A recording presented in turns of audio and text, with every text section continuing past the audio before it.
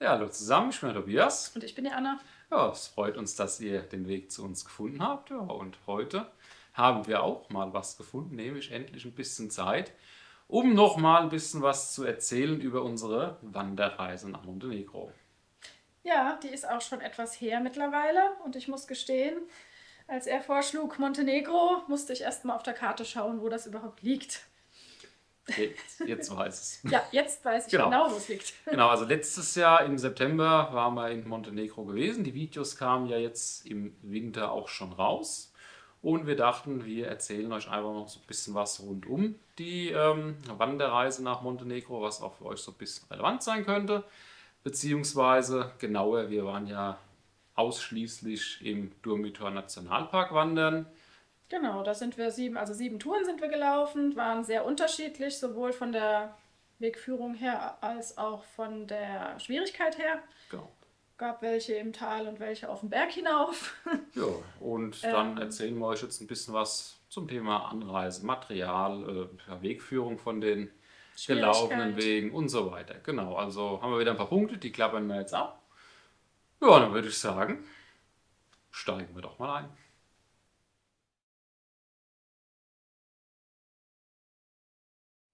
Ja, und dann fangen wir mal mit dem ersten Punkt, nämlich der Anreise an, wo Tobi meinte, das wäre auch für euch relevant zu wissen.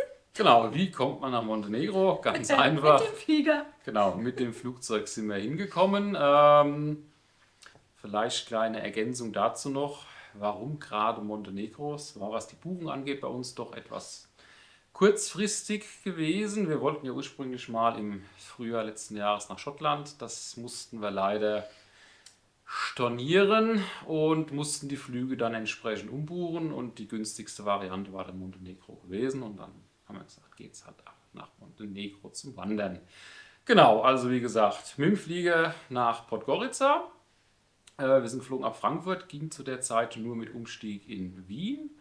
Und Podgorica haben wir uns dann ein Mietauto genommen und sind damit einmal vom Süden komplett hoch in den Norden gefahren, in den Durmitor Nationalpark. Also das funktioniert ganz gut. Die Straßenverhältnisse und den Verkehr, es ist streckenweise etwas abenteuerlich, gerade wenn man so ein bisschen durch die bergigeren Regionen fährt. Und Für den Fahrer ist es abenteuerlich. Die Beifahrer, die haben echt was gut, also kriegen viel zu sehen. also, zuweilen sind doch diese Sträßchen recht schmal und dann hat man auf der Gegenverkehr. einen Seite den Fels, auf der anderen Seite den Abgrund und dann kommt der Reisebus entgegen. Man überlegt sich, der hat doch alleine gerade Platz. Wie machen wir das jetzt?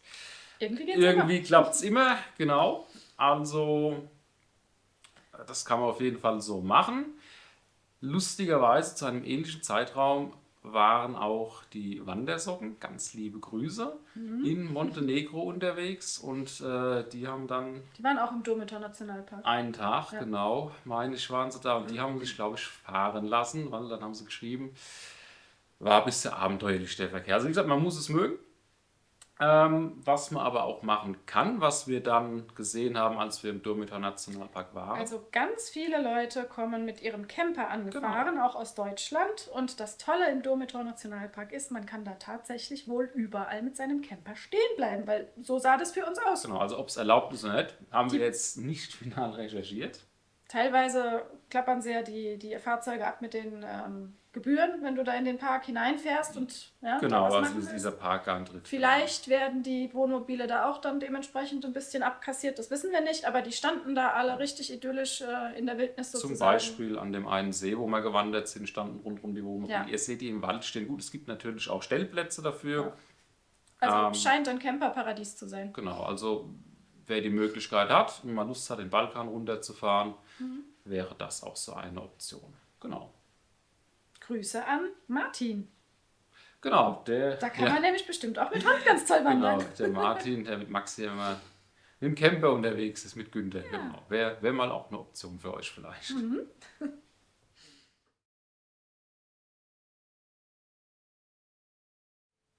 Ja, jetzt ist noch die Frage, wie kamen wir denn zu unserer Wegauswahl? Welche Wege wir im Durmitor Nationalpark laufen wollen? Und da hatten wir zwei Wanderführer dabei, einmal den von Kompass und einmal den von Rother.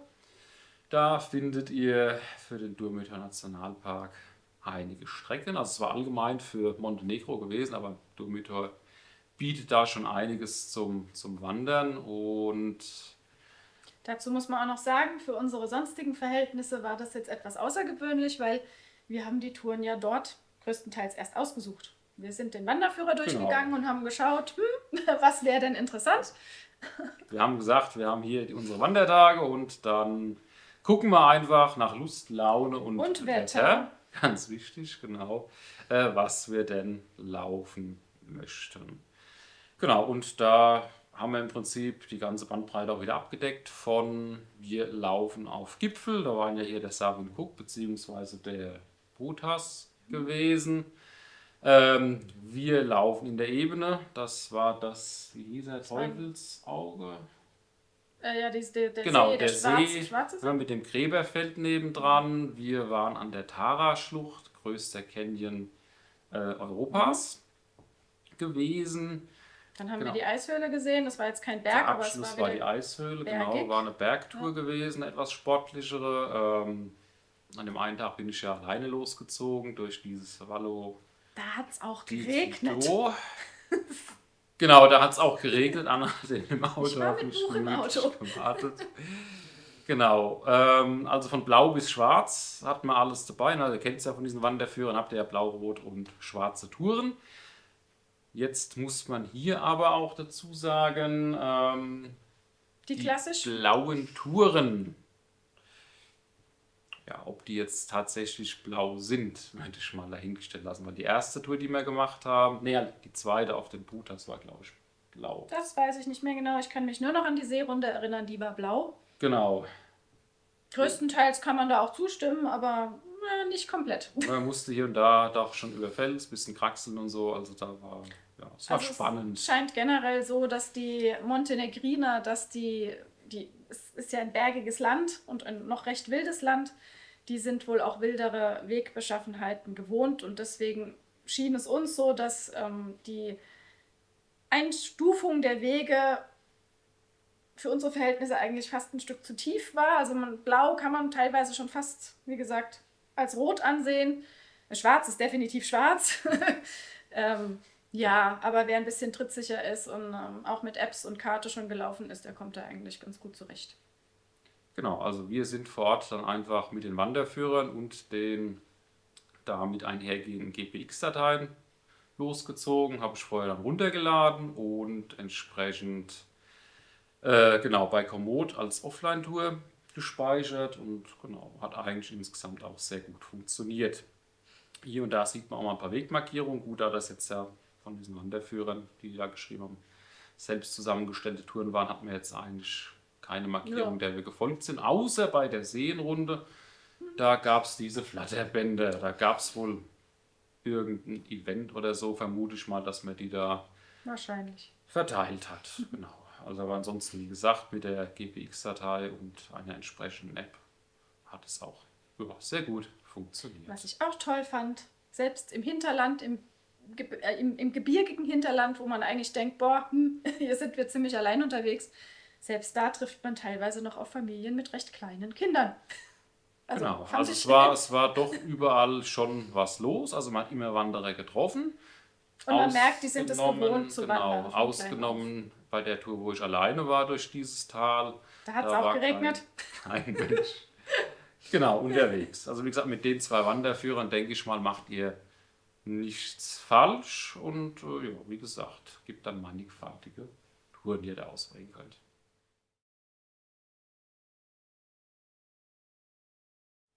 Ja, bleibt jetzt die spannende Frage, wo haben wir denn zwischen all diesen tollen Touren, die wir da in Montenegro im Durmitor Nationalpark gemacht haben, genächtigt, beziehungsweise was gab es dann für uns zu essen?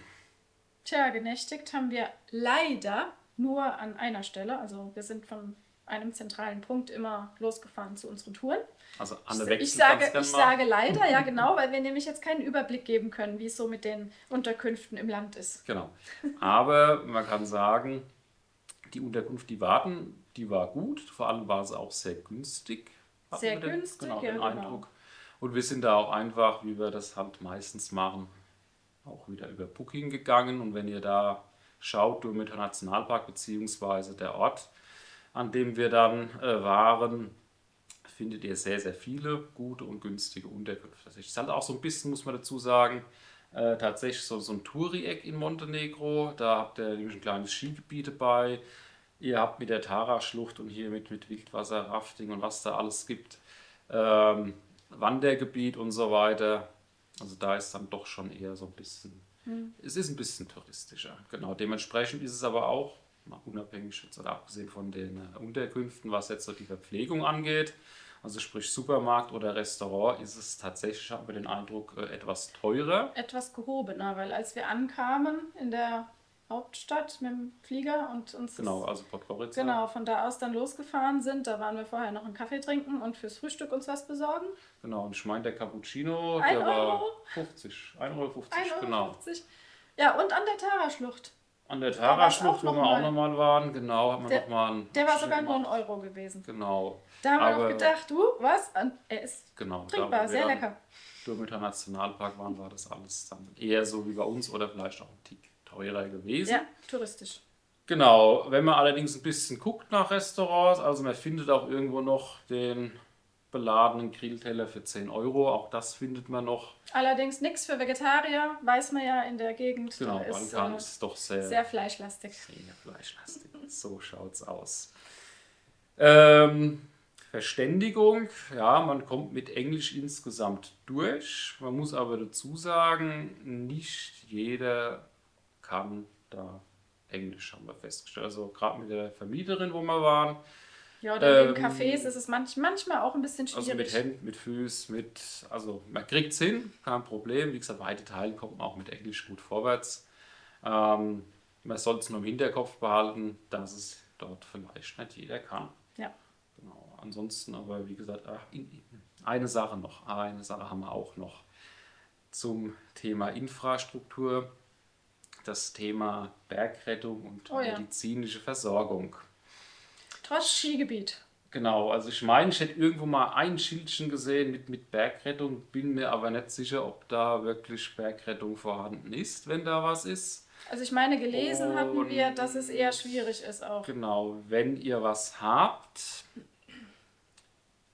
da gibt es erstmal vor Ort kein Krankenhaus. Da gibt es so eine kleine medizinische Station, die haben einen Krankenwagen, die haben, glaube ich, auch einen Notarzt, was die da haben.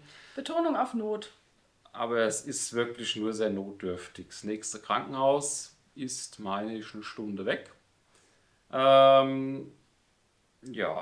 auch das sollte man Bei der vielleicht mal im Tourenwahl Hinterkopf vielleicht auch behalten. etwas berücksichtigen, dass man sich nicht gleich überschätzt, sondern Stück für Stück anfängt und erstmal die leichteren probiert. Genau. Und bei einer schwereren, wenn man merkt, vielleicht, dann halt doch mal lieber umdrehen, weil ja, die Bergrettung, wie gesagt, mit Hubschrauber und so ist nicht wie in den Alpen bei uns.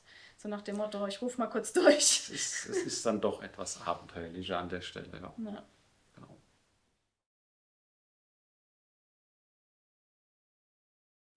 So, und dann wollen wir euch jetzt noch ein bisschen was über die Highlights erzählen, die es für uns im Durmitor Nationalpark so zu sehen gab.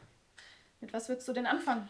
Ui, schwierig, schwierig. Da war viel geboten. Also landschaftlich war das Ding allererste Sahne. Da hat man, oh Gott, ganz, ganz viel zu gucken.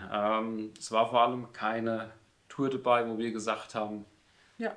die wäre schlecht gewesen oder auch eher nur so mittelmäßig. Also die waren allesamt, waren die gut bis überragend. Selbst die, wo ich dachte, so von wegen, wir laufen mal wie viel Seenrunde war es? 3 Seenrunden Genau, oder was? genau. Da habe ich gedacht, oh Gott, aber war- selbst die, obwohl blau und obwohl eigentlich doch recht touristisch, Und viel Betrieb, gerade um diesen schwarzen Ja. See rum. aber auch der Schwarze See, das war so schön, das war so ein bisschen ausgebaut, auch wurden ja Touribusse dann später nachmittags, Genau, mittags also an auch den See. angekarrt. Wenn man da Aber ein bisschen malerisch, abseits ist. schön zu sitzen, man kann da, Genau. der Kakao, ein Traum, der Löffel stand drin. Genau. Perfekt. Genau. Aber abseits von den anderen beiden Seen, da war fast gar nichts los. Ansonsten, lass mal überlegen, die Tour auf den Brutas, die war, fand ich, von der Aussicht her mit am besten. Das war die zweite, gell? Genau, vor allem hat man dann auf dem Abstieg fast durchgehend einen ziemlich geilen Blick auf diesen Sattel Gottes. Und das war so ein Berg, da Ich habe mich da so ein bisschen verliebt, ne? Also Ja, in diesen Anblick. wir müssen noch mal hin.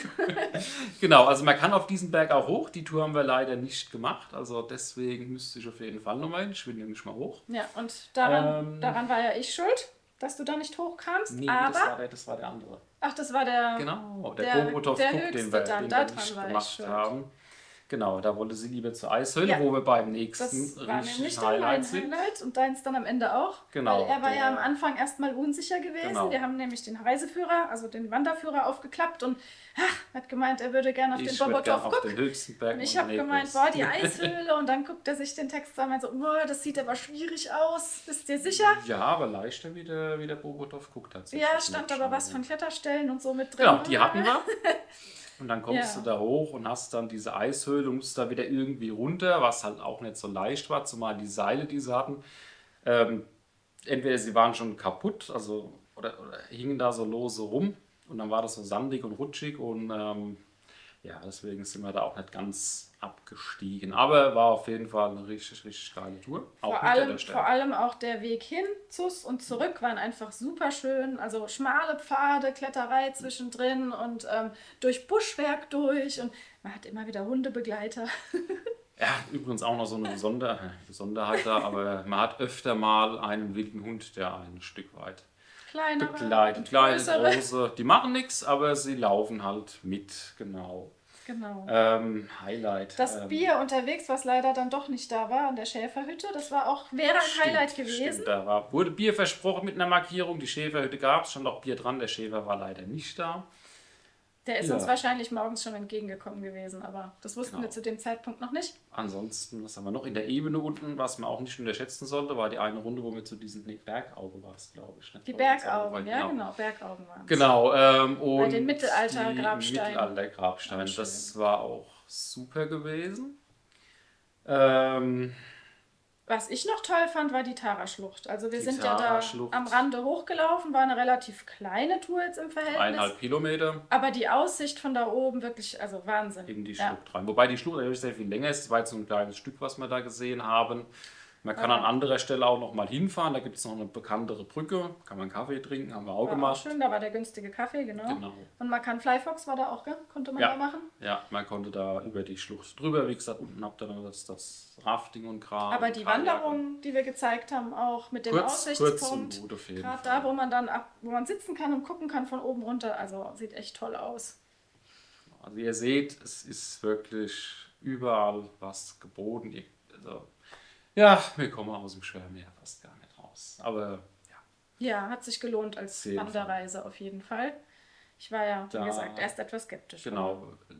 Es hat sich in Luft aufgelöst. Lohnt es auch, glaube ich, zum Wiederholungswanderer zu werden. Also, dass Ja. man da nochmal irgendwann zumindest mal einen kleineren Abstecher macht. Ja, auf einer Balkanroute oder so, Tour, wenn man mehr mitnimmt, kann man da auch nochmal vorbeikommen. Gucken. Zum Beispiel. Genau. Was man vielleicht auch nochmal erwähnen sollte, es ist ja vorhin schon angeklungen, das Thema Montenegrinisch leicht. Also die ganzen Touren, die wir da gemacht haben, sind nicht ohne. Also selbst, wie gesagt, auf den Budas, da habt ihr auch kleine Kraxelstelle dabei. Es ist mal rutschig mit Sand. Savin Cook, unsere erste Tour. Da läuft zwar der Sessellift dran hoch, das ist dieses Skigebiet, was die haben, aber da habt ihr eine Geröllpassage zwischendrin, die war auch nicht ohne. Bei der Eishöhle die Kletterstellen zwischendrin. Ja, und generell halt recht wild. Da hatten wir auch hier und da mal, musste man schon gucken, wo der Weg auch lang geht. Also ein bisschen Erfahrung sollte man hier und da schon mitbringen, auf jeden Fall. Genau, Jetzt, auch bei dieser Seen- und Gräberrunde, wo du noch mitten durch die Wiese Ja. dann durchmachst. Ist auch jetzt nicht, vertritt man sich auch leicht mal den Fuß. Also da aber muss man schon gucken. ich denke, alle Leute, die regelmäßig wandern und auch nicht nur so die ganz einfachen Spaziergänger sind, die kommen da zurecht, würde ich schon sagen. Genau, also wie immer gilt, aufpassen beim Laufen, gucken, wo man hintritt und sich im Zweifel da auch nicht übernehmen. Genau. Jo. Ja, ansonsten. Belassen wir es, glaube ich, mal bei den Highlights. Also ihr seht, wenn wir jetzt noch weitermachen mit Schwärmen, dann sprengen wir, glaube ich, den Ja, Rahmen des Videos. ich glaube, viel Negatives oder haben wir überhaupt was Negatives? Fällt mir jetzt gar nichts ein. Zu den Routen?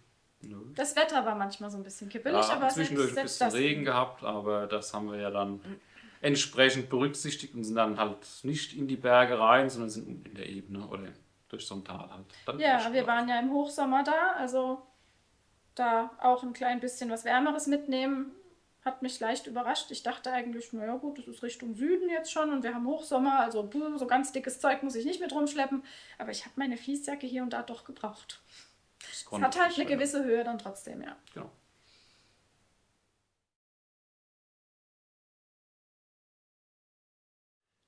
Ja, dann soll es das mal soweit gewesen sein mit unserer Schwärmerei für Montenegro beziehungsweise den Durmitor Nationalpark. Können wir noch mal ganz kurz zusammenfassen. Super schöne Landschaft, super Wandertouren, nicht ganz einfache Wandertouren. Nette Leute, darfst Genau, du auch nicht vergessen. genau, nette Leute und insgesamt doch ein sehr lohnendes Wanderziel. Also da war wirklich sehr, sehr überrascht. Ja, hast du noch was? Nö, ich glaube, du hast schon alles Ich gesagt. glaube, Also von schwer bis leicht hat man da auch viel Auswahl, was die Wanderwege angeht. Man kann natürlich noch sehr viel mehr entdecken, als wir gesehen haben. genau, Montenegro ist zwar jetzt nicht riesig, aber es ist doch deutlich größer auch wie der Durmitor Nationalpark. Auch andere Wanderregionen in dem Land gibt es. Unter anderem läuft da im Süden irgendwo der Peaks of Balkan durch. Ja, den will ich irgendwann mal noch laufen. Da sind wir noch in Ja, Verhandlungen. ja, 1000 Pläne. Genau. Also wie gesagt, ich glaube, Montenegro hat uns nicht das letzte Mal gesehen. Gut, und dann würde ich sagen, war es das für dieses Mal wieder von uns. Wir hoffen, euch hat es gefallen, uns auch bei diesem Video nochmal in Montenegro zu begleiten. Ja, euch wie immer viel Spaß beim Wandern. Dann sehen wir uns beim nächsten Mal wieder.